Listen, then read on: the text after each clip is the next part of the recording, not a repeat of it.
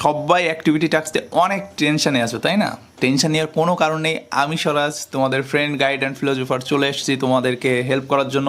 Model activity task Bangla নবম শ্রেণী। প্রথম যে প্রশ্নগুলো রয়েছে সেগুলো প্রথম থেকে দেখে নাও। ঈশান হলো উত্তর পূর্ব কোণ, তোমরা সবাই জানো। এরপর রয়েছে আজ আমার সংসার চলবে কিভাবে, এই প্রশ্নটি করেছে হচ্ছে ধীবর। বন্ধুগণ হাসবেন না, একথা বলেছে ইলিয়াস। বন্ধুগণ হাসবেন না, একথা বলেছে ইলিয়াস। মাস্টার মশাইয়ের কাছ থেকে এইটুকুই আমার নগদ লাভ। বক্তার লাভ হয়েছিল 10 টাকা। কয় টাকা লাভ হয়েছিল? 10 টাকা। নোংর কবিতাটি কোন কাব্যগ্রন্থ থেকে নেওয়া হয়েছে? সাদা মেঘ কালো পাহাড়।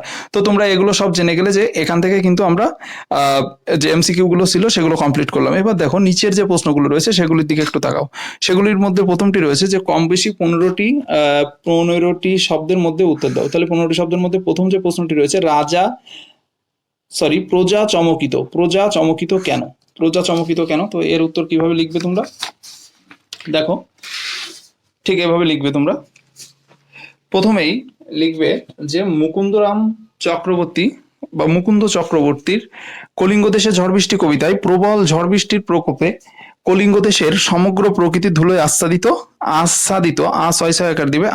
হয়ে যায় এবং শস্যক্ষেতের ফসল নষ্ট হয়ে যায়, প্রজা চমকিত হয়। দ্বিতীয় যে প্রশ্ন রয়েছে সেই প্রশ্নটি কি, যে ধীবর বৃত্তান্ত নাট্য অংশে ধীবরের বাড়ি কোথায়? তো তোমরা সবাই জানো ধীবরের বাড়ি কোথায়। ধীবরের বাড়ি কোথায় ছিল? যে মহাকবি কালিদাসের লেখা ধীবর বৃত্তান্ত নাট্য অংশে মহারাজের আংটি চুরির অপবাদে ধৃত ধীবরের বাড়ি শক্রাবতরে ছিল। কোথায় ছিল? ধীবরের বাড়ি শক্রাবতর বলে একটি স্থানে ছিল। ওকে, তো এর মাধ্যমে আমাদের প্রথম দুটো হলো। এবার দেখো পরবর্তীতে পেজ টার্ন করে, ইলিয়াস তো ভাগ্যবান পুরুষ। ইলিয়াস তো কারা বলতো? রুশ সাহিত্যিক লিও তলস্টয়ের ইলিয়াস গল্পে বিপুল সম্পত্তির অধিকারী ইলিয়াস কোনো কিছুর অভাব ছিল না। তো ইলিয়াসের কোনো কিছুর অভাব ছিল না বলে তার প্রতিবেশীরা তাকে ঈর্ষা করে বলতো যে ইলিয়াস তো ভাগ্যবান পুরুষ। এরপরের যে প্রশ্ন রয়েছে দেখো, এরপরে রয়েছে মনে এলো মাস্টার মশাইয়ের কথা কখন এমনটি মনে ঘটেছে। তো এই প্রশ্নের উত্তর কিভাবে লিখবে তোমরা? এই প্রশ্নের উত্তর লিখবে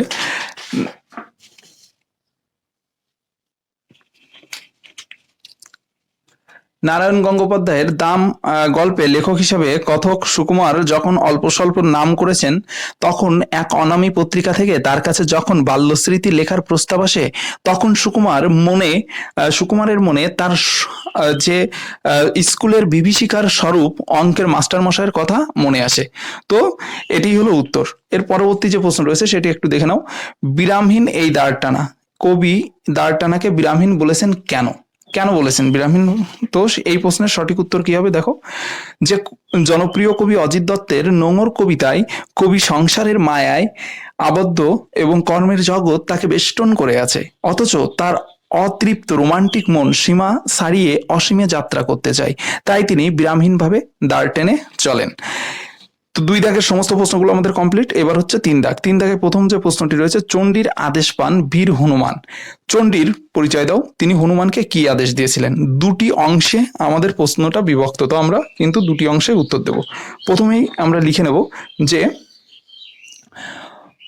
মুকুন্দ চক্রবর্তীর কলিঙ্গ দেশে ঝড় বৃষ্টি কবিতায় উল্লেখিত দেবী চণ্ডী হলেন হিন্দু দেবতা। তিনি দেবী দুর্গার রূপভেদ এবং শক্তি নামে পরিচিত। তো প্রথম অংশটুকু আমাদের কমপ্লিট হওয়ার পর আমরা কিন্তু এবার দ্বিতীয় অংশটুকু লিখে নেব। দেখো কিভাবে লিখব, যে মার্কেন্ডীয় পুরাণ অনুসারে দেবী চণ্ডী শুম্ভ এবং নিশুম্ভ নামে 2 দানব সহ অনেককে বধ করেন এবং চণ্ডীর রূপ ধারণ করেন। তিনি দেব শত্রুদের বধ করেন বলে তার নাম চণ্ডী। আলোচ্য কবিতায় শেষ কয়েক সত্রে মা চণ্ডীর আদেশের উল্লেখ করা হয়েছে। মা চণ্ডীর আদেশে বীর হনুমান কলিঙ্গ দেশের সমস্ত দেবালয় এবং বাসগৃহ ভেঙে গুড়িয়ে দিয়েছিলেন। তারপরের যে প্রশ্নটি রয়েছে, কিভাবে এই আংটি আমার কাছে এলো তা বললাম। বক্তাকে আংটির প্রসঙ্গে সে কি বলেছে? তো এখানে আমরা কিভাবে লিখবো? দেখো, মহাকবি কালিদাসের ধীবর বৃত্তান্ত নাট্য অংশের কেন্দ্রীয় চরিত্র শক্রাবতারের বাসিন্দা একজন ধীবর আলোচ্য উক্তিটির বক্তা। তো দ্বিতীয় পার্টটি কি রয়েছে, আংটি প্রসঙ্গে সে কি বলেছে। তো আংটি প্রসঙ্গে সে কি বলেছিল দেখো, মাছ ধরে বাজারে বিক্রি করে ধীবর প্রতিদিন তার জীবিকা নির্বাহ করে। স্বাভাবিকভাবেই তার কাছে মণিমুক্তাখচিত রাজার নামাঙ্কিত আংটিটি থাকাটা একটু অস্বাভাবিক। রাজা দুষ্মন্ত শকুন্তলার হাতে যে আংটি পরিয়ে এসেছিলেন তা পতিগৃহে যাত্রাকালে স্নান শেষে শচীতীর্থে অঞ্জলি প্রদানের সময় তার হাত থেকে নদীতে পড়ে। নদীতে পড়ে যাওয়ার ফলে কি হয় দেখো, এবং সেটি একটি মাছ গিলে নেয়। সেই মাছটি ধীবরের হাতে ধরা পড়ে এবং বিক্রির জন্য ধীবর মাছটি কাটার সময় মণিমুক্তা খচিত আংটিটি দেখতে পায়। আংটিটি ধীবর এভাবে আংটিটি পেয়েছিল, বুঝতে পেরেছো? ধীবর কিন্তু এভাবে আংটি পেয়েছে, সে কিন্তু চুরি করেনি।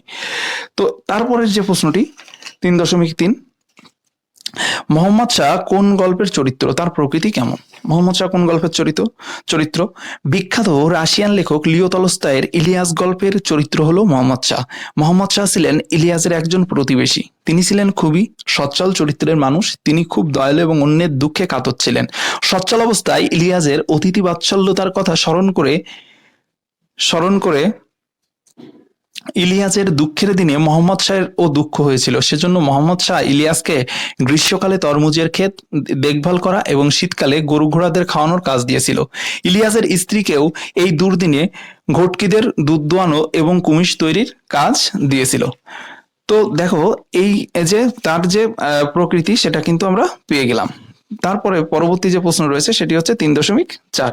তো 3.4-এর যে প্রশ্ন রয়েছে সেটি আগে আমরা একটু দেখে নিই। 3.4-এ কি প্রশ্ন আছে দেখো। 3.4-এর প্রশ্ন রয়েছে, স্বর্গের দরজাতেও ঠিক এই কথাই লেখা রয়েছে। কোন কথা? বক্তার এমন মন্তব্যের কারণ কি? তো প্রথমে আমরা দেখি, লেখক নারায়ণ গঙ্গোপাধ্যায় দাম গল্পে অঙ্কের মাস্টার মশাই ছাত্রদের কাছে গল্প করেছিলেন যে প্লেটের দোরগোড়ার মতো স্বর্গের দরজাতেও লেখা রয়েছে যারা অঙ্ক জানে না সেখানে তাদের প্রবেশ নিষেধ। তোমরা এটা সিঙ্গেল ইনভার্টেড কমার মধ্যে রাখবে। বক্তা অর্থাৎ দাম গল্পের অঙ্কের মাস্টার মশাইয়ের অঙ্কের প্রতি ছিল প্রগাঢ় শ্রদ্ধা ও জ্ঞান। তার বিশ্বাস ছিল অঙ্কের প্রতি এই ভালোবাসা ও পারদর্শিতা তার ছাত্রদের থাকা উচিত। আসলে অঙ্কের মাহাত্ম্য ছাত্রদের উপলব্ধি করাতে বক্তা এমন মন্তব্য করেছেন। এর মাধ্যমে কিন্তু আমাদের এইখানকার প্রশ্ন শেষ হলো। এবার 3.5-এর প্রশ্নটি আমরা দেখবো যে আমার বাণিজ্য তরী বাধা পড়ে আছে। কোন বাণিজ্য তরী সেটি বাধা পড়ে আছে কেন? দুটি পার্টে উত্তর লিখতে হবে। তাহলে প্রথমে আমরা লিখব সেই জনপ্রিয় কবি অজিত দত্তের রূপকধর্মী কবিতা নোঙরে মানুষের জীবনকে বাণিজ্য তরীর সঙ্গে তুলনা করা হয়েছে। কার জীবনকে? আমাদের মানব জীবনকে তুলনা করা হয়েছে বাণিজ্য তরীর সঙ্গে। তো এই যে মানুষের জীবন, এটা কিন্তু বাণিজ্য তরীর সঙ্গে কেন তুলনা করা হলো দেখো। এই বাণিজ্য যে তরী, এই বাণিজ্য তরীতে মানুষ নিজ নিজ পসরা সাজিয়ে জীবনের পথে অগ্রসর হয়। জীবন তরীকে লক্ষ্যে পৌঁছে দিয়ে সাহায্য করে উদ্যোগ, উদ্যম এবং কর্মচঞ্চলতা, যা দাঁড়ের মতো কাজ করে। কিন্তু মানুষের জীবন সর্বদা স্বপ্ন দেখা ও স্বপ্নভঙ্গের সুতোয় বাঁধা। জীবনের নানান প্রতিকূলতাকে মানুষ কর্ম প্রচেষ্টায় বাধা দেয়। প্রতিকূলতা কি করে? আমাদেরকে বাধা দেয়। ফলে প্রার্থিত মুক্ত জীবনের ঘাটে মানুষের বাণিজ্য তরী কি থাকে?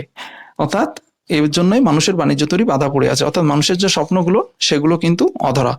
নিচের প্রশ্নগুলির উত্তর দাও এবং নিজের ভাষায় লেখো। কম বেশি 150 শব্দের শব্দসীমা কিন্তু খুবই গুরুত্বপূর্ণ একটা বিষয়, তোমরা অবশ্যই এদিকে নজর রাখবে। 4.1 প্রথম যে প্রশ্নটি রয়েছে সেটি হলো, নিরবধি 7 দিন বৃষ্টি নিরন্তর এই প্রাকৃতিক বিপর্যয়ে কলিঙ্গবাসীর জীবনকে কিভাবে বিপন্ন করে তুলেছিল তা আলোচনা করো।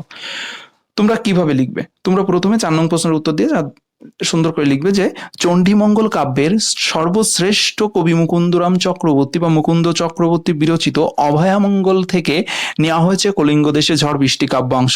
দেখা যায় যে দেবীচণ্ডীর রোষে একটানা 7 দিন সীমাহীন বর্ষণে ও ঝড়ের তাণ্ডবে কলিঙ্গ দেশের জনজীবন বিপর্যস্ত হয়ে পড়ে।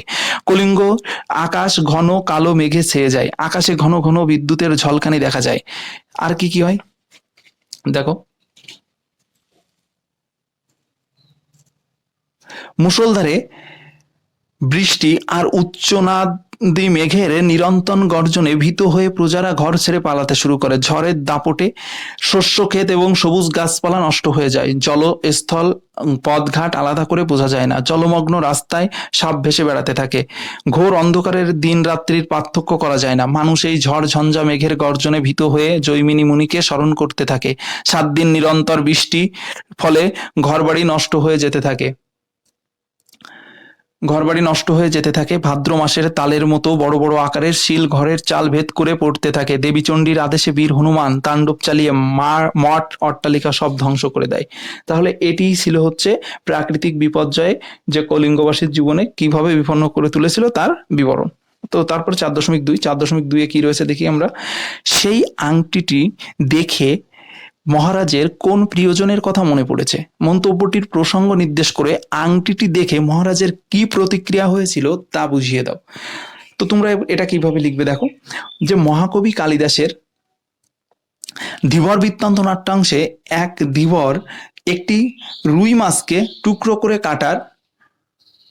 করে কাটার সময় সেটির পেটের ভিতর থেকে একটি আংটি পায়। মণিখচিত রাজার নাম খোদাই করা সেই আংটিটি দেখে নগর রক্ষায় নিযুক্ত রাজার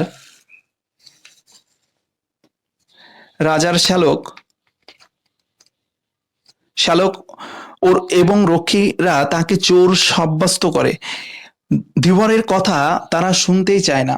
রাজার শ্যালক রাজাকে সমস্ত ঘটনা জানাতেই প্রজা রাজপ্রাসাদে যায়, কিন্তু দেখা যায় ধীবরের সব ঘটনা সত্যি। রাজা আংটিটিকে সচক্ষে দেখেন এবং দুর্বাসা মুনির কথা মতো এই স্মৃতিচিহ্ন দেখে রাজার শকুন্তলাকে মনে পড়ে।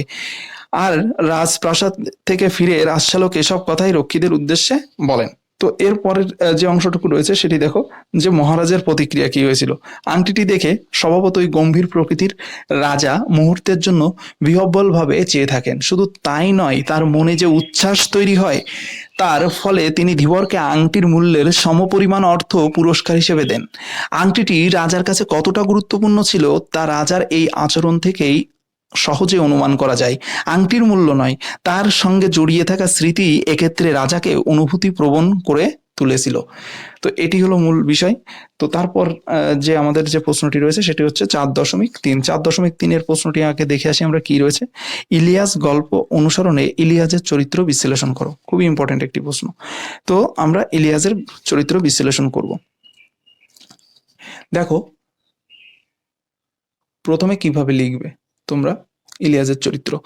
লিও তলস্টয় রচিত ইলিয়াস গল্পে তাকে কেন্দ্র করেই গল্পের সমস্ত ঘটনা আবর্তিত হয়েছে। সমগ্র গল্পের আলোচনায় তার চরিত্র কিছু বৈশিষ্ট্য আমাদের সামনে প্রকাশিত হয়। প্রথম যে চারিত্রিক বৈশিষ্ট্য প্রকাশিত হয়েছে সেটি হলো কঠোর পরিশ্রমী।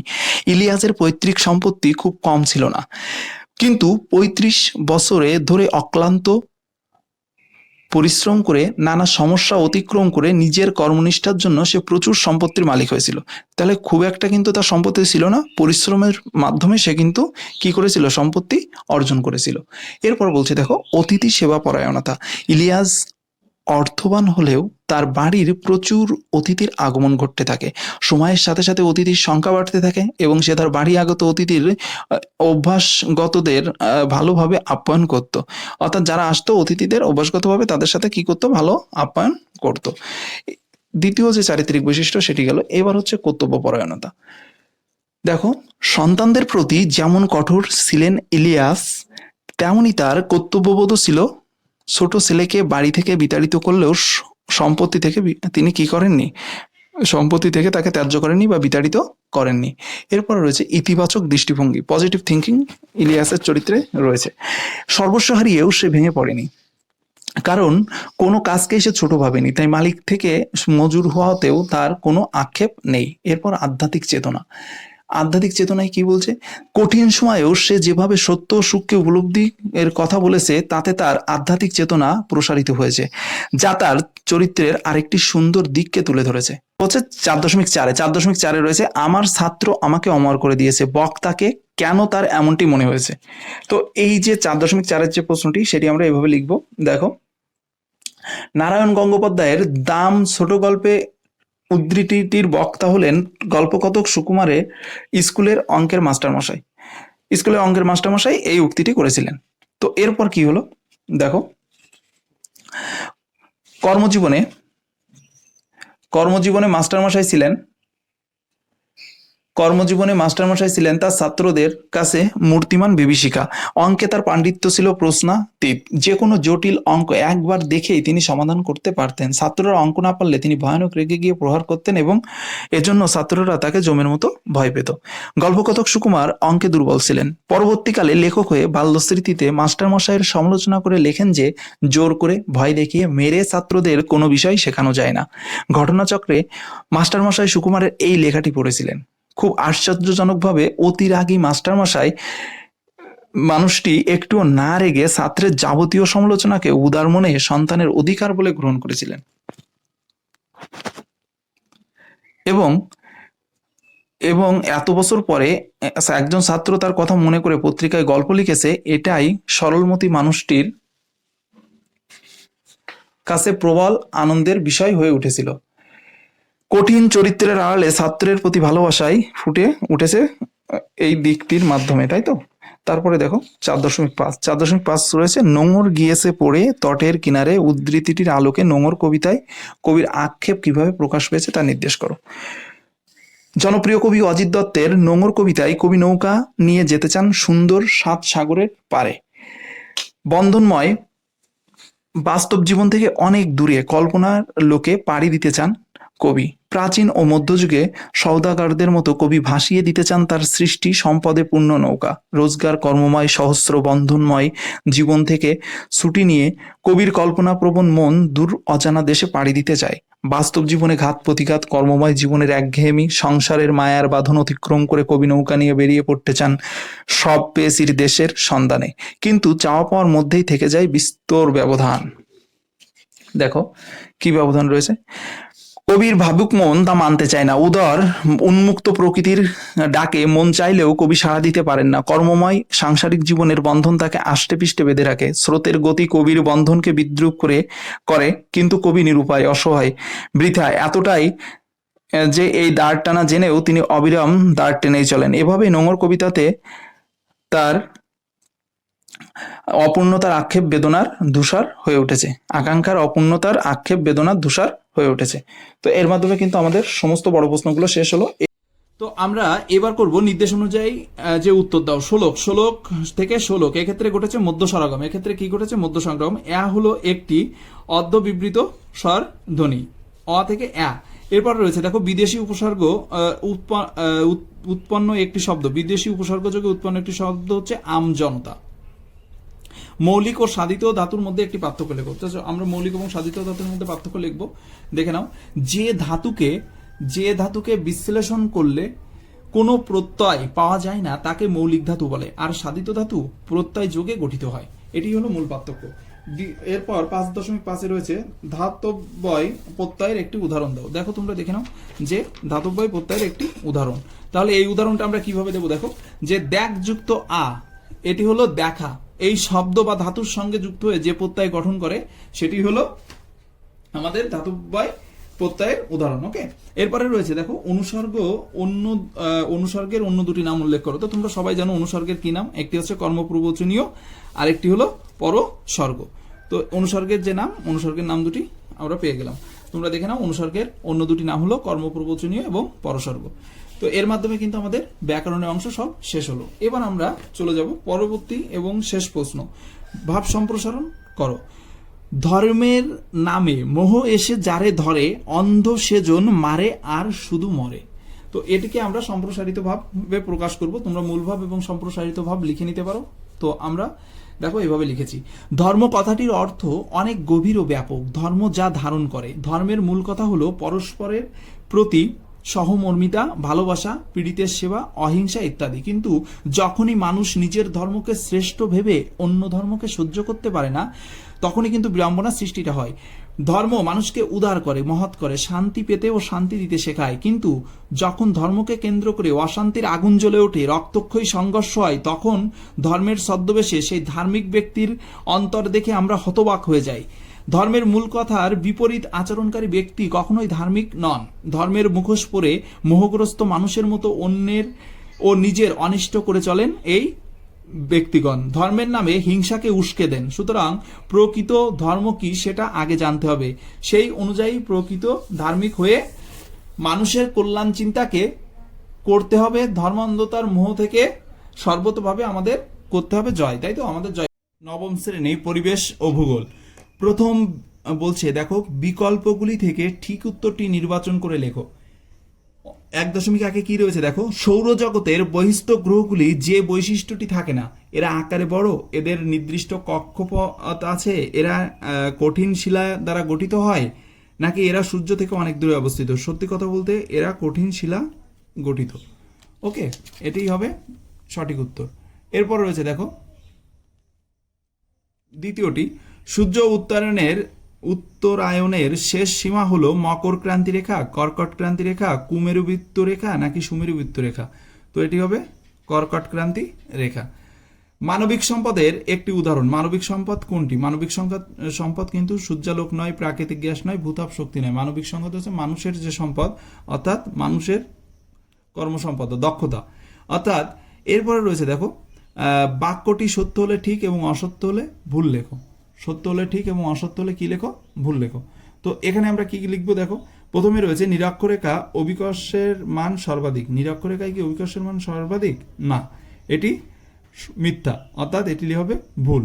এরপর রয়েছে দেখো, কোরিওলিস বলের, অর্থাৎ তোমরা এখানে কিন্তু ভুল লিখতে বলেছে, তাহলে তোমরা ভুল লিখেই দেবে। ভুল বানান লিখতে গিয়ে কেউ ভুল করো না, কারণ ভুল বানানে কিন্তু রস্যকার আসে। এরপর কোরিওলিস বলের প্রভাবে উত্তর গোলার্ধে আয়ন বায়ুর বাম দিকে বেঁকে যায়, এটাও ভুল। এবার রয়েছে দেখো, অচিরাচরিত শক্তির একটি উৎস হলো জোয়ার ভাটার শক্তি। অচিরাচরিত শক্তির উৎস জোয়ার ভাটার শক্তি, এটা কিন্তু সত্য। সংক্ষিপ্ত প্রশ্ন, কোনো একটি নিরপেক্ষ সামগ্রীর সম্পদ হয়ে ওঠার শর্তগুলি উল্লেখ করো। ভালো করে বোঝো, কোনো একটি নিরপেক্ষ সামগ্রীর সম্পদ হয়ে ওঠার শর্তগুলি উল্লেখ করো। এটি আমরা এখন লিখব। তো আমরা কিভাবে লিখব দেখো, আমরা আগের প্রশ্নগুলো সব এইভাবে লিখেছি। সব লেখার পর দেখো,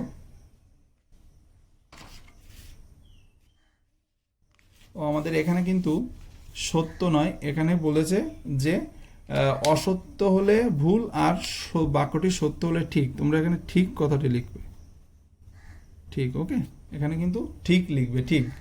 ওকে, তারপর দেখো আমাদের যে প্রশ্নটির কথা আমরা পড়লাম, যে কোনো একটি নিরপেক্ষ সামগ্রীর সম্পদ হয়ে ওঠার শর্ত, কি কি শর্ত আমাদের লাগবে।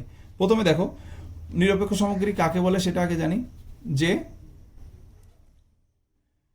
পরিবেশ থেকে প্রাপ্ত যেসব বস্তু বা পদার্থ সম্পদ নয়, আবার সম্পদ উৎপাদনের কোনো বাধা বা প্রতিরোধ সৃষ্টি করে না, সেই সব সামগ্রীকেই নিরপেক্ষ সামগ্রী বলে। তবে আজ যা নিরপেক্ষ উপাদান তা আগামী দিনে সম্পদে পরিণত হতে পারে। কিছু শর্ত রয়েছে। প্রথম হচ্ছে অবশ্যই তার কার্যকারিতা থাকবে। কি থাকবে? কার্যকারিতা থাকবে। দেখো, অবশ্যই তার কি থাকবে? কার্যকারিতা থাকবে। তো কার্যকারিতায় থাকবে, দেখো এখানে আমরা প্রথমে যে লিখেছি, কোনো নিরপেক্ষ উপাদানের যদি কার্যকারিতা থাকে তা মানুষের কাজে লাগে, তবে সেটি সম্পদে পরিণত হতে পারে। কিসে পরিণত হতে পারে? সম্পদে পরিণত হতে পারে। দেখে নাও, তবে সেটি সম্পদে পরিণত হতে পারে। এরপর যেমন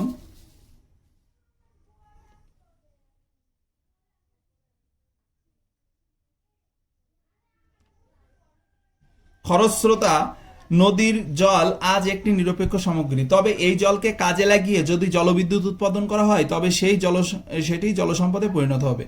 এরপর রয়েছে দেখো উপযোগিতা থাকবে। উপযোগিতা থাকবে বলতে কি বোঝাচ্ছে দেখো, যে কোনো নিরপেক্ষ সামগ্রী যদি হঠাৎ করে মানুষের উপযোগী হয়ে ওঠে তবে সেটি সম্পদে পরিণত হয়। যেমন একখণ্ড পতিত জমি কিন্তু একটি নিরপেক্ষ সামগ্রী, কিন্তু সেই জমিতে জলসেচ, সার প্রয়োগ এবং কর্ষণের মাধ্যমে যদি কৃষিকাজের উপযোগী করে তোলা যায় তবে জমিটি সম্পদে পরিণত হয়। অভাব মোচনের ক্ষমতা থাকবে। কিসের ক্ষমতা থাকবে? অভাব মোচনের ক্ষমতা। তো অভাব মোচনের ক্ষমতা দেখো, দেখে নাও। অভাব মোচনের ক্ষমতা, বলছে কোনো নিরপেক্ষ উপাদান যদি মানুষের অভাব বা চাহিদা পূরণ করতে পারে তবে তাকে সম্পদ বলা যাবে। যেমন নদীর মাছ নিরপেক্ষ উপাদান, কিন্তু সেই মাছ ধরে যদি মানুষ বিক্রি করে এবং খাদ্য হিসেবে গ্রহণ করে তা সম্পদে পরিণত হয়। তো এরপর পরের যে বিষয়টি রয়েছে দেখো, যে বিক্রয়যোগ্যতা থাকবে, অর্থাৎ কি হওয়া লাগবে সম্পদ হতে গেলে, নিরপেক্ষ সামগ্রী বিক্রয় করে অর্থ উপার্জিত হলে তা সম্পদে রূপান্তরিত হবে। যেমন জমির উদ্বৃত্ত ফসল বিক্রয় করে চাষি অর্থ উপার্জন করতে পারে। তারপরে রয়েছে দেখো 3.2, 3.2 এর যে প্রশ্নটি রয়েছে সেটি আমরা আগে দেখে নিই যে কি প্রশ্ন রয়েছে 3.2-তে। 3.2-তে প্রশ্ন রয়েছে দেখো, আমরা পৃথিবীর আবর্তন বেগ অনুভব করি না কেন?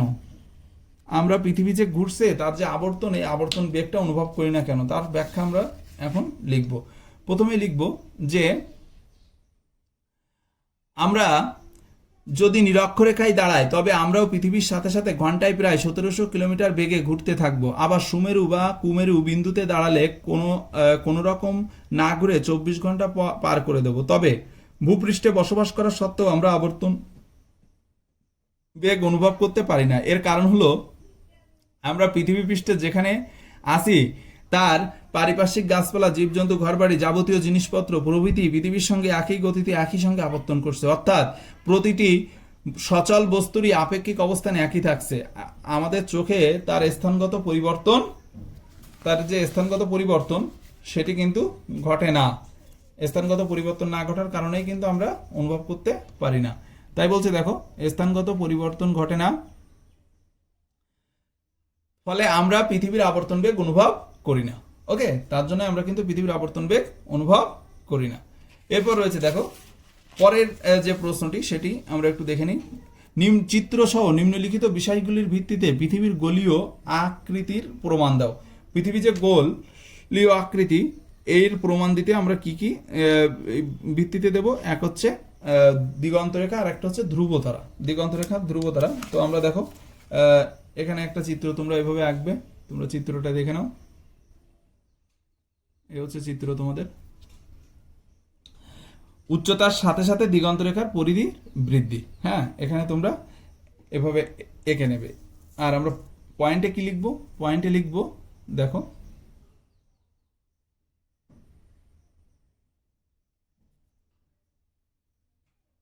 পয়েন্টে লিখবো পৃথিবীর আকৃতি কি রকম তা নিয়ে বহু প্রাচীনকাল থেকে মানুষের বিরাট কৌতূহল ছিল। এ নিয়ে নানা বিজ্ঞানী, পণ্ডিত, গণিতজ্ঞ নানা মতবাদ দিয়েছেন। পরবর্তীতে বেশ কিছু প্রত্যক্ষ ও পরোক্ষ প্রমাণের সাহায্যে পৃথিবীর গোলীয় আকৃতির ধারণা তৈরি হয়। তো আমরা চিত্রটা তোমাদের একটু আগে দেখিয়ে দিলাম যে তোমরা এভাবে একটা চিত্র আঁকবে, একে তারপর গিয়ে কি লিখবে দেখো, এভাবে লিখবে। প্রথম যে পয়েন্টটি ছিল সেটি হচ্ছে দিগন্ত রেখা। তো দিগন্ত রেখার উপরেই লেখো। দিগন্ত রেখায় বলছে ভূপৃষ্ঠ থেকে যত উপরে যাওয়া যায় দিগন্ত রেখার পরিধি ততই বেড়ে যায়। ছবিতে স্তম্ভটির অবস্থান থেকে অবস্থানে গেলে দিগন্ত রেখার পরিধি বৃদ্ধি পায়।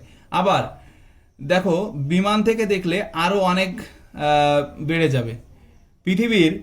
পৃথিবীর আকৃতির জন্যই এমনটা হয়। এর দ্বারাই প্রমাণিত হয় যে পৃথিবী কি গোলাকার। তো পৃথিবী গোলাকার, দেখো এখানে পৃথিবীর গোলাকার, পৃথিবী থেকে ধ্রুবতারার যে উন্নতি কোণ সেটি আমরা এভাবে পরিমাপ করতে পারি। তো তোমরা চিত্রটা আর একবার দেখে নাও, এভাবে চিত্রটা আঁকবে। এরপরের যে পয়েন্টটি ছিল ধ্রুবতারা। ধ্রুবতারা নিয়ে আমরা কথা বলবো। ধ্রুবতারা দেখো, ধ্রুবতারাই বলছে দেখো যে পৃথিবীর উত্তর মেরুর অক্ষ বরাবর দৃশ্যমান তারা ধ্রুবতারা নামে পরিচিত। পৃথিবীর উত্তর গোলার্ধ থেকে সারা বছর ধ্রুবতারাকে আকাশের উত্তরে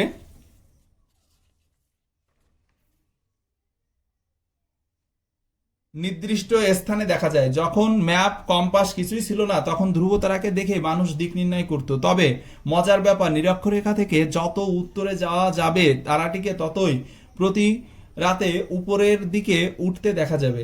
উত্তর মেরুতে এর উন্নতি কোণ 90 ডিগ্রি। উত্তর মেরুতে এর উন্নতি কোণ কত হবে? 90 ডিগ্রি। পৃথিবী গোল বলেই এমন হয়। যদি সমতল হতো তাহলে তারাটি সব জায়গা থেকে একই অবস্থানে দেখা যেত। তো এর মাধ্যমে আমাদের ভূগোল শেষ হলো। মডেল অ্যাক্টিভিটি টাস্ক ইতিহাস নবম শ্রেণী। তো এই নবম শ্রেণীতে যে প্রশ্নগুলো তোমাদের দিয়েছে নতুন, সেগুলি হলো, প্রথম দেখো রয়েছে সঠিক উত্তরটি নির্বাচন করো। সঠিক উত্তরটি নির্বাচন করার প্রথমটি রয়েছে ফরাসি বিপ্লবের সময় ফ্রান্সের রাজা ছিলেন ফরাসি বিপ্লবের সময় ফ্রান্সের রাজা ছিলেন চতুর্দশ লুই, পঞ্চদশ লুই, ষোড়শ লুই হবে। তো তারপরে দেখো রয়েছে কাদিদ। কাদিদ নামক গ্রন্থটি রচনা করেছিলেন ভলতেয়ার। কাদিদ নামক গ্রন্থটি রচনা করেছিলেন ভলতেয়ার। ফ্রান্সকে ভ্রান্ত অর্থনীতির জাদুঘর বলে মন্তব্য করেছিলেন কে? অ্যাডাম স্মিথ ফ্রান্সকে ভ্রান্ত অর্থনীতির জাদুঘর বলে মন্তব্য করেছিলেন। এরপর রয়েছে দেখো রোবোস্পিয়ারের সাথে কি মিলবে? ক্ষয়স্তম্ভে সন্ত্রাসের শাসন। ডিউক অফ ওয়েলিংটনের সাথে মিলবে হচ্ছে ইংরেজ সেনাপতি।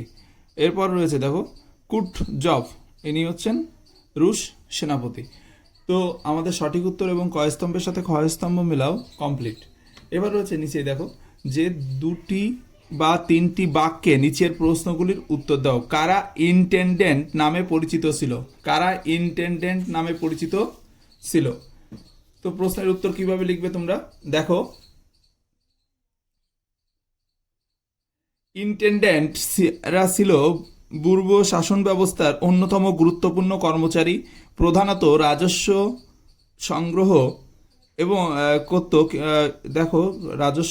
সংগ্রহ করত, কিন্তু স্থানীয় প্রশাসন, বাণিজ্য, শিক্ষা প্রভৃতি বিষয় তাদের নিয়ন্ত্রণে থাকতো। লেভেফর এই ইন্টেন্ডেন্টের অর্থলোলুপ নেকড়ে বলে উল্লেখ করেছিলেন। তো এর পরের যে প্রশ্নটি রয়েছে সেই প্রশ্নটি আমরা একটু দেখে নিই। দ্বিতীয় যে প্রশ্নটি রয়েছে সেটি হচ্ছে লিজিয়ন অব অনার কি? লিজিয়ন অব অনারটা দেখে নাও।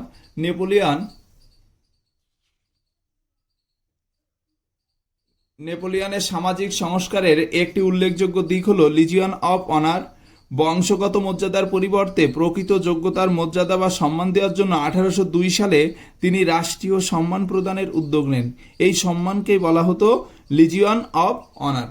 এরপর 3 নম্বর রয়েছে দেখো যে গদাগের যে প্রশ্নটি রয়েছে, অর্ডার্স ইন কাউন্সিল কি? 2টি বা 3টি বাক্যে আমাদের লিখতে হবে অর্ডার্স ইন কাউন্সিল কি। তো অর্ডার্স ইন কাউন্সিল দেখে নাও 3-এর গদাগের প্রশ্ন। তো এটাই আমরা যখন লিখবো তখন কিভাবে লিখবো দেখো, বলছে 1806 সালে নেপোলিয়ন বার্লিন ডিক্রি ঘোষণা করলে তখন তার জবাবে ইংল্যান্ড 1807 সালে 11ই নভেম্বর জানান যে ইউরোপের কোনো দেশ পণ্যবাহী জাহাজ ফ্রান্স বা তার মিত্র দেশগুলির বন্দরে প্রবেশ করতে চাইলে তাহলে তাদের ইংল্যান্ডকে শুল্ক দিতে হবে। এই ঘোষণা অস্বীকার করলে সেই সব দেশের পণ্য বহনকারী জাহাজকে বাজেয়াপ্ত করা হবে। এই ঘোষণায় অর্ডার্স ইন কাউন্সিল নামে পরিচিত। তো এরপর রয়েছে দেখো তোমাদের যে 7টি বা 8টি বাক্যে উত্তর দাও এবং লাস্টের ইতিহাসের যে প্রশ্নটি সেটি দেখে নাও একবার, যে 7-8টি বাক্যে উত্তর দাও। কোড নেপোলিয়ন বিষয়ে একটি টিকা লেখো। কোড নেপোলিয়ন বিষয়ে আমাদের কি করতে হবে? একটা টিকা লিখতে হবে। হ্যাঁ, তো আমরা কোড নেপোলিয়নের উপরে একটা টিকা লিখে ফেলি। দেখো আমরা প্রথমে শুরু করব ভূমিকা দিয়ে বা পটভূমি দিয়ে। ফরাসি বিপ্লবের পূর্বে এবং বিপ্লবের পর ফ্রান্সে যে সমস্ত আইন প্রচলিত ছিল নেপোলিয়ন তা বাতিল করে নিজস্ব আইন চালু করেন, যা কোড নেপোলিয়ন নামে পরিচিত। নেপোলিয়নের শাসনকালে সবথেকে উল্লেখযোগ্য কাজ হলো কোড নেপোলিয়ন। প্রবর্তনের কারণ, কেন প্রবর্তন করেছিলেন, চালু কেন করেছিলেন? দেখো, কোড নেপোলিয়ন চালু হওয়ার আগেই ফ্রান্সে বিভিন্ন প্রদেশে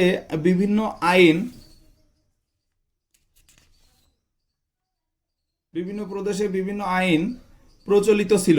সেই আইনগুলি ছিল ভ্রান্ত, বৈষম্যমূলক, পরস্পর বিরোধী এবং সময়ের উপযোগী ছিল না, অর্থাৎ সময় অনুপযোগী ছিল। নেপোলিয়ন সমগ্র ফ্রান্সে এক আইন চালু করার জন্য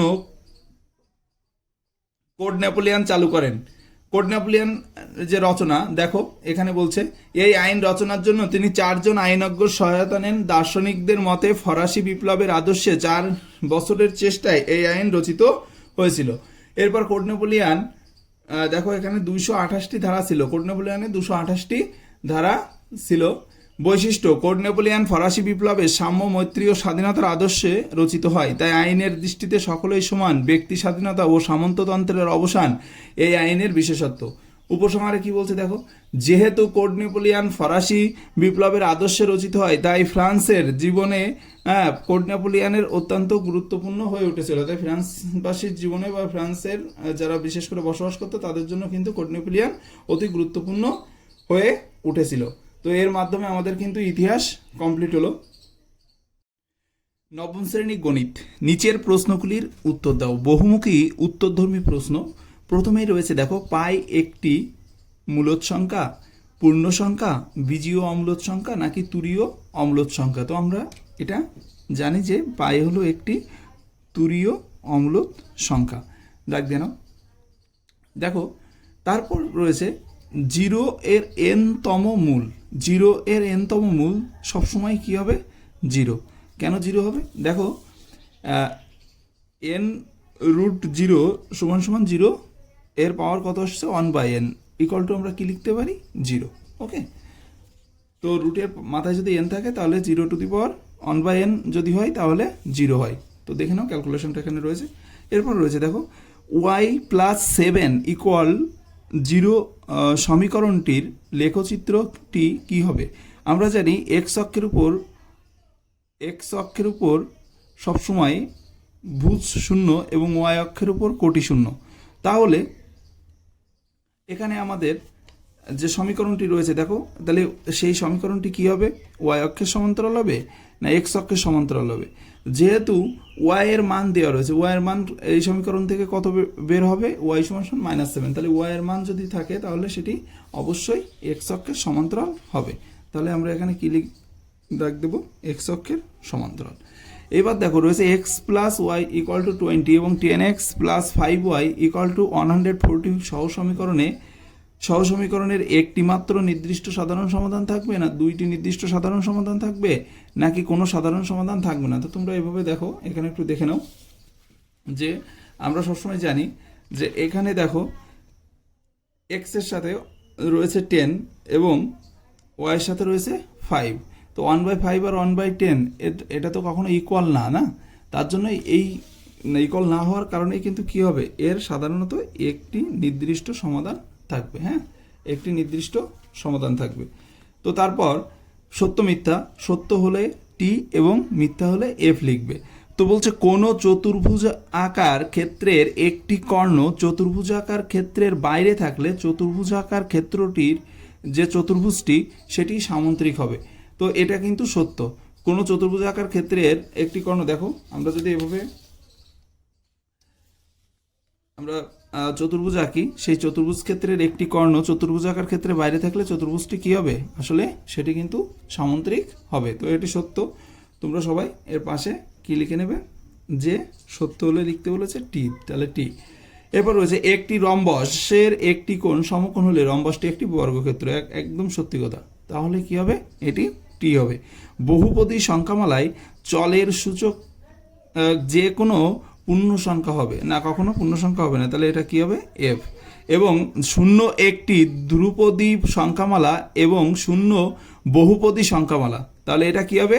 এটা হচ্ছে টি। এরপর রয়েছে দেখো সংক্ষিপ্ত উত্তরধর্মী প্রশ্ন। সংক্ষিপ্ত উত্তরধর্মী প্রশ্নের প্রথম যে অঙ্কটি রয়েছে সেটি হলো gx = 2x - 16 বহুপদী সংখ্যামালাটির সমীকরণটি লেখো এবং বহুপদী সংখ্যামালাটির শূন্য নির্ণয় করো। তাহলে বহুপদী সংখ্যামালার শূন্য কিভাবে নির্ণয় করবে?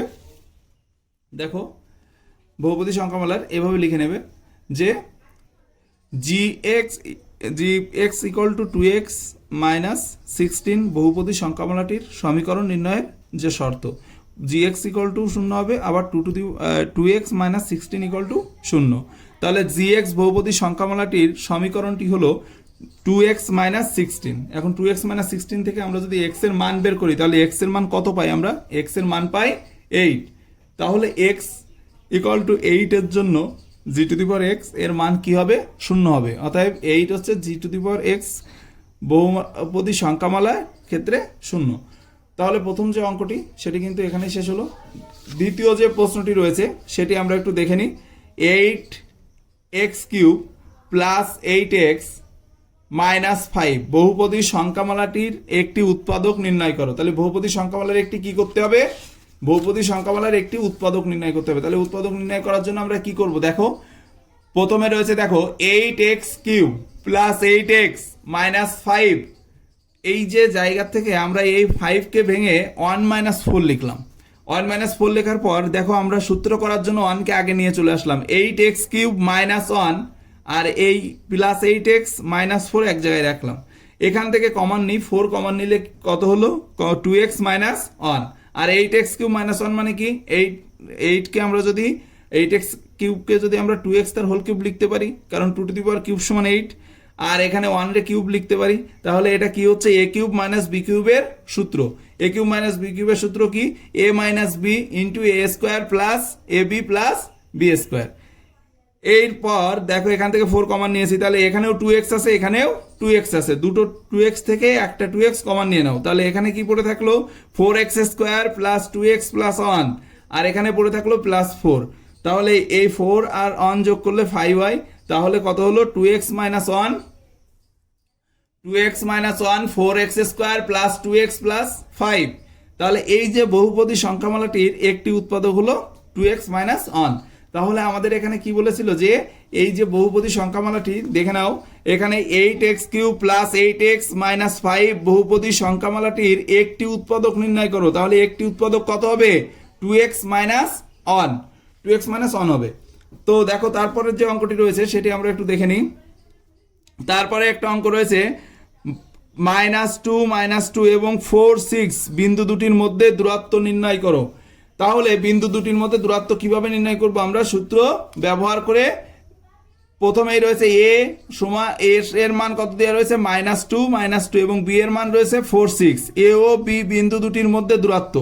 তাহলে a b বিন্দু দুটির মধ্যে দূরত্ব নির্ণয়ের ক্ষেত্রে কি করব, এইটা মনে করো x1 আর এটা মনে করো x2, তাহলে x1 মাইনাস x2 তার whole square plus y1 minus y2 তার হোল স্কোয়ার। এখান থেকে আমরা কিন্তু এই যে -2 - 4 যোগ করলে কত হয় -6, আর -2 - 6 যোগ করলে কত হয় -8, তাহলে -6 তার স্কোয়ার করলে কত হয় 36, এবং -8 তার স্কোয়ার করলে কত হয় 64। এখান থেকে আমরা কত পাই 36 প্লাস 64 যোগ করলে আমরা পাই 100। তাহলে 100কে বর্গ করলে, যেহেতু 100 একটি বর্গ সংখ্যা, তাহলে এখান থেকে আমরা কি পাবো 10 তার স্কোয়ার, রুটার স্কোয়ার উঠে গেলে 10 একক। তাহলে এখান থেকে আমরা কি পেলাম যে a এবং b অর্থাৎ এটা -2 এবং -2 এবং 4 6 বিন্দু দুটির মধ্যবর্তী দূরত্ব 10 একক। কত একক হবে 10 একক। এরপর দেখো লাস্টে রয়েছে যুক্তি দিয়ে প্রমাণ করো, যুক্তি দিয়ে প্রমাণ করো যে কোনো চতুর্ভুজের এক জোড়া বিপরীত বাহু সমান ও সমান্তরাল হলে চতুর্ভুজটি একটি সামান্তরিক হবে। তাহলে এটিকে তোমরা কিভাবে প্রমাণ করবে দেখে নাও। প্রথমে যে বিষয়টি দেওয়া রয়েছে ওটাকে তোমরা সাধারণ নির্বাচন লিখে নিতে পারো, যে সাধারণ নির্বাচন লিখে লেখার পর এখান থেকে দেখো চিত্রটা আঁকবে a b c d। প্রদত্ত কি দেওয়া আছে দেখো, প্রদত্তে দেওয়া আছে দেখো এ বি সি ডি চতুর্ভুজের এ বি এবং DC, A B C D চতুর্ভুজের ভালো করে দেখে নাও, এ বি সি ডি একটি কি সামান্তরিক। এই যে চতুর্ভুজের মধ্যে আমরা আগের থেকে রয়েছে, আমরা একটা চতুর্ভুজ এঁকেছি, আর আমাদের প্রমাণ করতে হবে যে এটি একটি সামান্তরিক। তাহলে সামান্তরিকের বিপরীত বাহুগুলো সমান ও সমান্তরাল হয়, কিন্তু কোনো সমকোণ হয় না। তো এটা প্রমাণ করার জন্য আমরা এসি কর্ণ আঁকলাম। এসি কর্ণ আঁকার পর এখান থেকে দেখো বলছে প্রমাণে কি বলছে, এ বি সি ত্রিভুজ এবং সি ডি এর মধ্যে, তাহলে এ বি সি ত্রিভুজ আর সি ডি এর মধ্যে কি কি সমান রয়েছে দেখো তো। A B R C D প্রদত্ত, আগে থেকে বলে দেওয়া হয়েছে এখানে এবিসিডি চতুর্ভুজের এ বি আর ডিসি সমান এবং সমান্তরাল। তাহলে এর কোণগুলো একান্তর কোণগুলো কি হবে সমান হবে। যদি দুটি বাহু সমান হয় তাহলে তার একান্তর কোণগুলো কি হয় সমান হয়। তাহলে সেই অনুযায়ী এখানে আমরা একান্তর কোণগুলো সমান লিখলাম। এবং এসি উহাদের সাধারণ বাহু, এসি বাহুটা দুটো ত্রিভুজের ক্ষেত্রেই রয়েছে। তাহলে একটি ত্রিভুজের সঙ্গে অপর ত্রিভুজের তিনটি জিনিস যদি একই হয় তাহলে ত্রিভুজ দুটি কি লিখতে পারি আমরা সর্বসম। তাহলে এখানে দেখো দুটি বাহু সমান আর একটি অ্যাঙ্গেল মানে কোণ সমান, তাই এস এ এস সর্বসমতার শর্ত পূরণ করেছে। সুতরাং এর এসি বি কোণ এবং ডিএসি কোণ ত্রিভুজ সর্বসম ত্রিভুজের অনুরূপ কোণ। তাহলে এখান থেকে আমরা কি লিখতে পারি যে এ বিসি ও এডি সরল রেখাংশকে এসি কি করে ছেদ করার জন্য দুটি একান্তর কোণ সমান হয়েছে। যেহেতু এ বি সি ডি চতুর্ভুজের এ বি সমান্তরাল ডিসি এবং বিসি সমান্তরাল এডি, তাহলে এ বি সি ডি একটি সামন্ত্রিক, এটা প্রমাণিত হলো। বুঝতে পেরেছো? তাহলে এটাই ছিল কিন্তু তোমাদের প্রমাণ। এর মাধ্যমে আমাদের গণিতের সকল অ্যাক্টিভিটির অ্যান্সার কমপ্লিট হলো।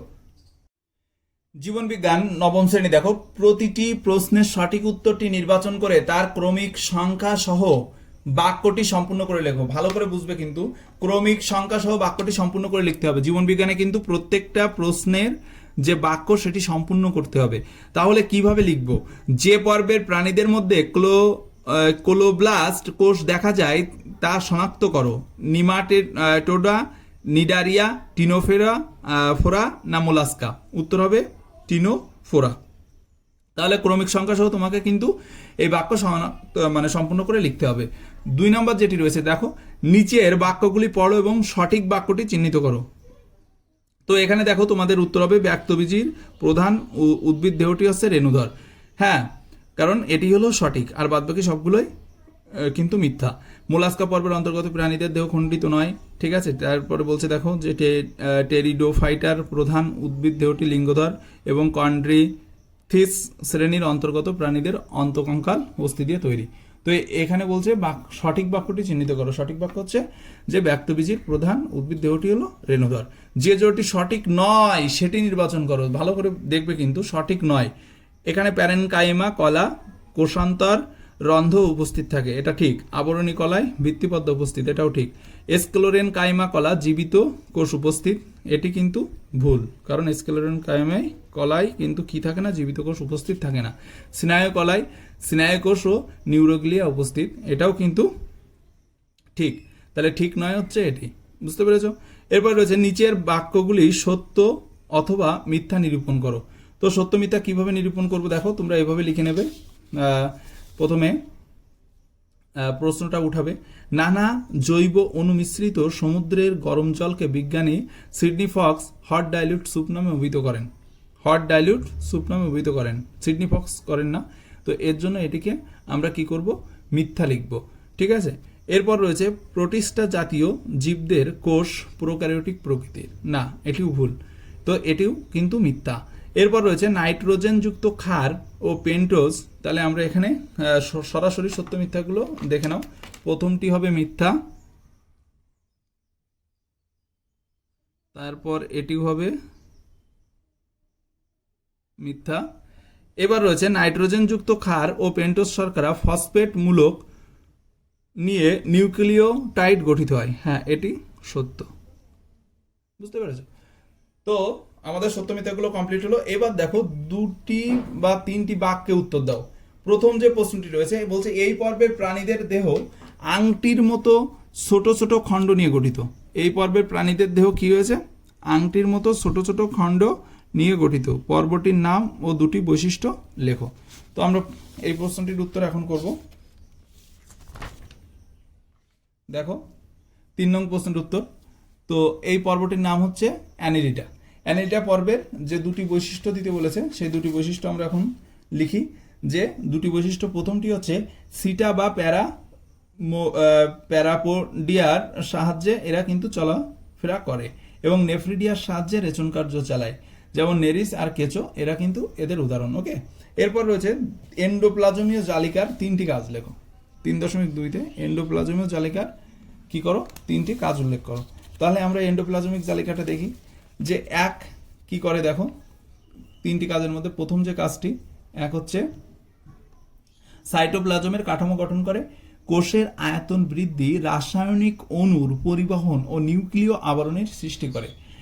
এরপর 3 নম্বর যে বিভিন্ন বিপাকীয় পদার্থের পৃথকীকরণ ও অমসৃণ অঙ্গগুলি পরোক্ষভাবে প্রোটিন সংশ্লেষে সহায়তা করে।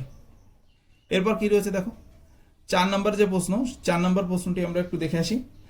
4 নম্বর প্রশ্নটিতে রয়েছে তোমাদের যে ফাইনাল প্রশ্ন, সেটি মানবদেহে যকৃতের অবস্থান, ভালো করে বোঝো, মানবদেহে যকৃতের অবস্থান ও 2টি ভূমিকা উল্লেখ করো। নিম্নলিখিত বৈশিষ্ট্যের ভিত্তিতে জাইলেম আর ফ্লোয়েমের পার্থক্য নিরূপণ করো। এটি পার্টের প্রশ্ন, দুটি পার্টে ভাগ করা আছে। তো মানবদেহের যকৃতের অবস্থান ও তার দুটি ভূমিকা আগে আমরা লিখব। তো মানবদেহের যকৃৎ ঠিক কোথায় অবস্থিত দেখো,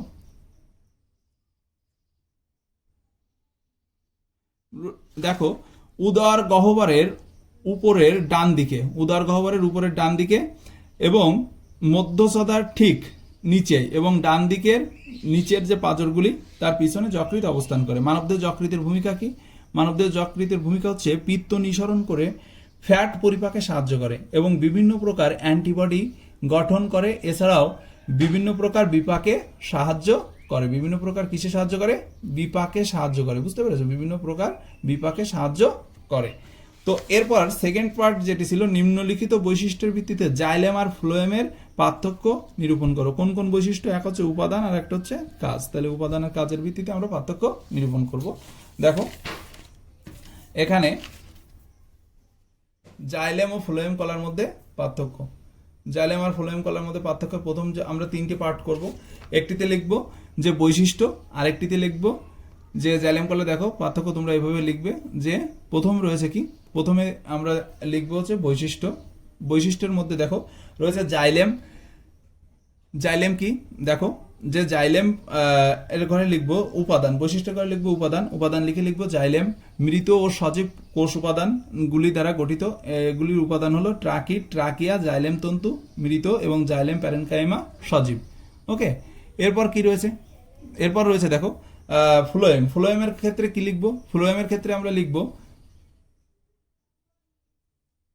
দেখো ফ্লোয়েমের ক্ষেত্রে লিখব যে মৃত যে ও সজীব কোষ উপাদানগুলি হলো সিবনল, সঙ্গী কোষ, ফ্লোয়েম, প্যারেনকাইমা সজীব এবং ফ্লোয়েম তন্তু হচ্ছে মৃত। ওকে, তারপর পরের যে পার্টটা করব সেটি হচ্ছে কাজ। কাজে দেখো আমরা কি লিখব যে মূল হচ্ছে পাতায়, যে মূল পাতায় জল ও খনিজ লবণ পরিবহন করে এবং 2 নম্বর হচ্ছে জল ও খাদ্য সঞ্চয় করে আর অঙ্গের দৃঢ়তা প্রদান করে। এটা হচ্ছে কাজ। উপাদানের কাজের উপর ভিত্তি করে লিখতে বলেছে। আর তো এখানে ফ্লোয়েমের করে লিখবো যে তৈরি করা খাদ্যবস্তুকে উদ্ভিদের বিভিন্ন অঙ্গে সরবরাহ করে। হ্যাঁ, উদ্ভিদের বিভিন্ন অঙ্গে সরবরাহ করে, খাদ্য সঞ্চয় করে আর অঙ্গের দৃঢ়তা প্রদান করে। তাই এটাই হলো জাইলেম ও ফ্লোয়েমের মধ্যে উপাদান ও কাজগত যে পার্থক্য। নবম শ্রেণীর ভৌতবিজ্ঞান, ভৌতবিজ্ঞানের যে কাজগুলো দিয়েছে স্কুল থেকে, দেখা একদম নতুন। সেগুলি হলো, প্রথম যে প্রশ্নটি রয়েছে ঠিক উত্তরটি নির্বাচন করো। নিচের যেটি পরিমাপযোগ্য ভৌত রাশি নয়, কোনটি পরিমাপযোগ্য ভৌত রাশি নয়? একটি ন্যাপথলিন বলের ভর, একটি ন্যাপথলিন বলের ভরবেগ, একটি ন্যাপথলিন বলের গন্ধ, একটি ন্যাপথলিন বলের পৃষ্ঠতলের ক্ষেত্রফল। তাহলে দেখো আমরা পরিমাপ করতে পারি বলের পৃষ্ঠতলের ক্ষেত্রফল, তার ভরবেগ, তার ভর, কিন্তু আমরা পরিমাপ করতে পারি না কোনটি? একটি ন্যাপথলিন বলের গন্ধ। এরপর রয়েছে দেখো আইসোবারদের ক্ষেত্রে নিচের যে কথাটি ঠিক তা হলো এদের ভর সংখ্যা সমান, প্রোটন সংখ্যা সমান, নিউট্রন সংখ্যা সমান নাকি ভর সংখ্যা সমান। আইসোবার, বার শব্দের অর্থ মনে রাখবে। আইসোবার, বার মানে হচ্ছে ভর। এই যে এখানে বার আছে আইসোবার, এখানেও বারের সাথে ভর মনে রাখবে, ভর সমান হয় আইসোবার। আর আইসোটোন মানে প্রোটন, প্রোটন সমান থাকে। তাহলে আইসোবারের সাথে কি মিলবে? ভর সংখ্যা। ভরবেগের মাত্রীয় সংকেত, ভরবেগের মাত্রীয় সংকেত ml/t inverse 2 ml square t ml/t inverse 1। তাহলে আমরা সবাই জানি যে ভর আর বেগের যে মাত্রীয় সংকেত সেটি হলো ml/t ইনভার্স 1। নিচের বাক্যগুলি সত্য অথবা মিথ্যা তা নিরূপণ করো। প্রথম যেটি রয়েছে সেটি হলো আপেক্ষিক ঘনত্ব একটি এককহীন রাশি। আপেক্ষিক ঘনত্ব কোন? হ্যাঁ, এগুলি সব এককহীন রাশি। তাহলে বলছে দেখো সত্য অথবা মিথ্যা নিরূপণ করো। তাহলে তোমরা এখানে আপেক্ষিক ঘনত্ব এটা কিন্তু সত্য হবে, সত্য লিখে দিলাম। ওকে, এরপর রয়েছে দেখো একটি বস্তু 8 সেন্টিমিটার ব্যাসার্ধের বৃত্তাকার পথে অর্ধেক অতিক্রম করলে তার সরণ হবে 8 centimetre.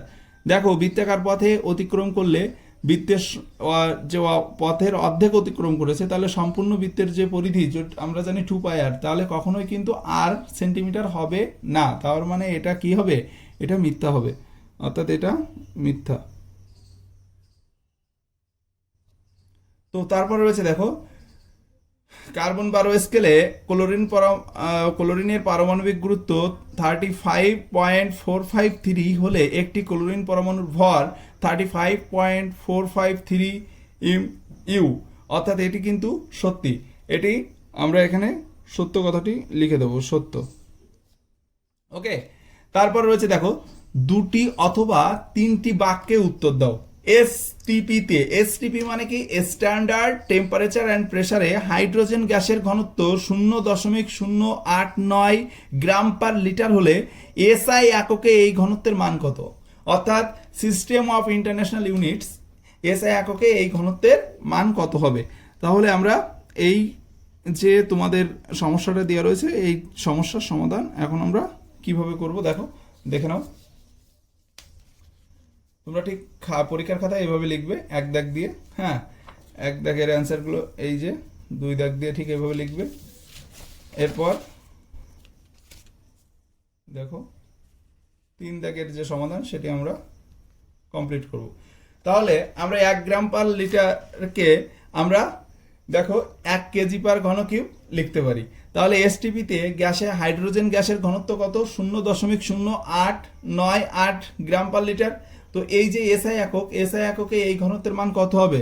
0.0898 KG per M cube. ওকে, তো আমাদের কিন্তু এভাবে আমরা লিখতে পারি যে গ্রাম থেকে ওটাকে যখন আমরা প্রমাণ করছি তখন কিন্তু ডাইরেক্ট এককের পরিবর্তন হয়ে যাচ্ছে।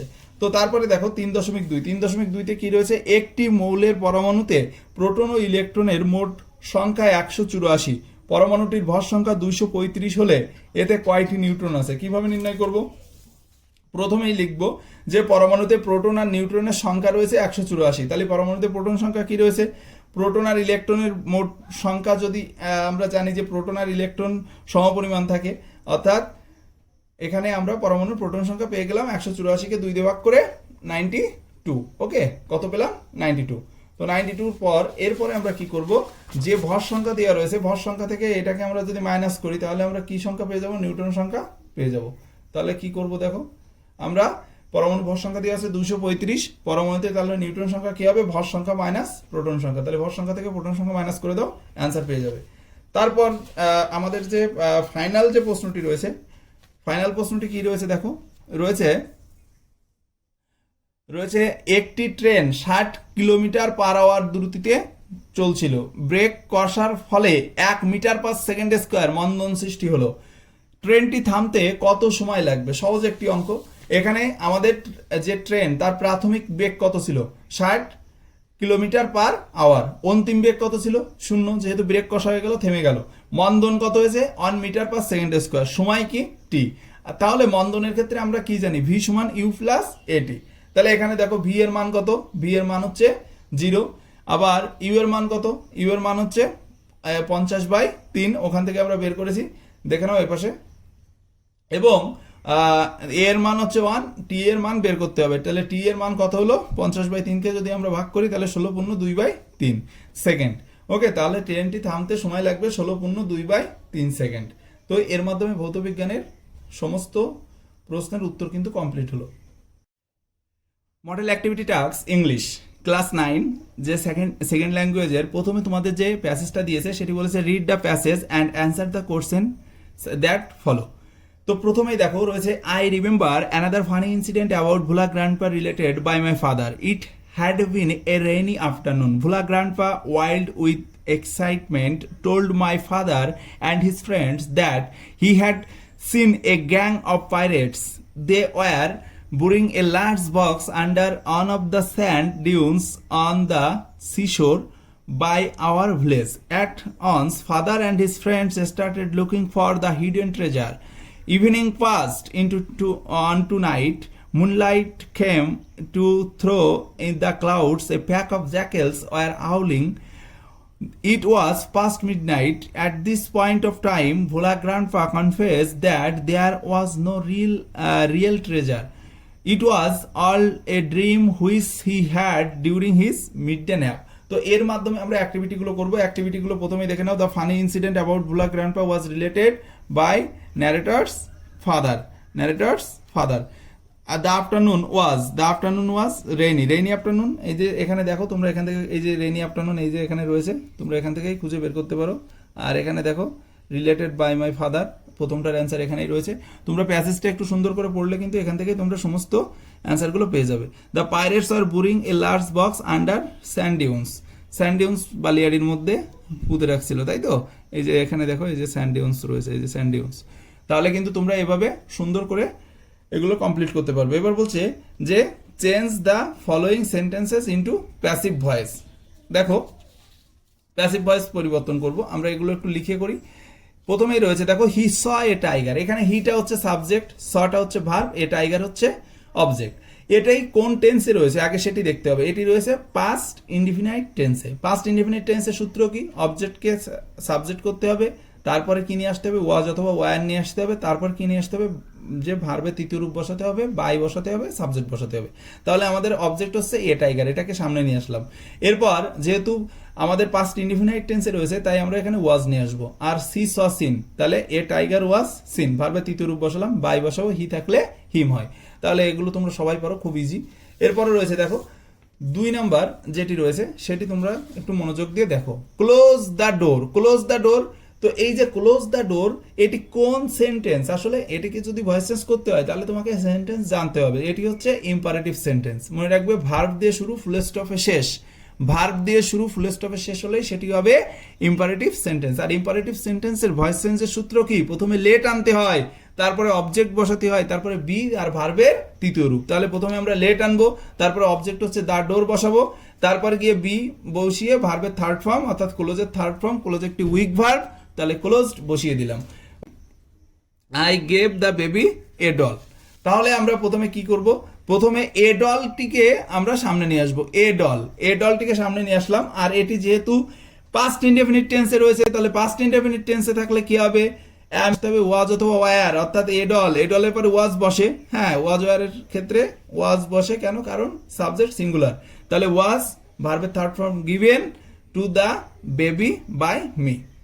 অ্যাক্টিভিটিতে রয়েছে একটি writing. Write a paragraph in about 100 words online classes using the following points. কি কি পয়েন্টস আমরা ফলো করব? প্রথমে ইন্ট্রোডাকশন, নেসেসিটি, অ্যাডভান্টেজ, ডিসঅ্যাডভান্টেজ আর কনক্লুশন। তাহলে দেখো আমরা প্রথমে লিখব যে online classes. In this pandemic situation, online classes system of learning turns out to be more and more popular worldwide. Nowadays, online classes are the prime necessity to carry on the education system. Keeping the students at home, it has many advantages. কি কি advantage রয়েছে সেগুলো আমরা একটু দেখি। প্রথমে রয়েছে দেখো,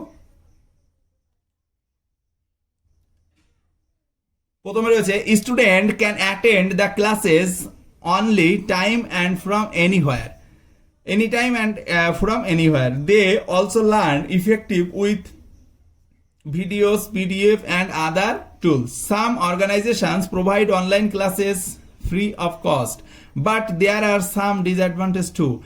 In online classes system, students remain an aware of how to make friends, how to behave with teachers, এবং দেখো এখানে কি বলছে, how to behave teachers, how to get rid of this appointment. The remote students remain deprived of these facilities and suffer in their studies. In conclusion, it can be said that online classes proved to be a boon during the lockdown phase. অর্থাৎ এখানে দেখো but এগুলো কিন্তু সব disadvantage, but it has some limitation through it, but it has some limitation. দেখো এখানে দেখে নাও এখান থেকে, but it has some limitation, some limitation through it is a burning need, still it can't fully replace the traditional view of education.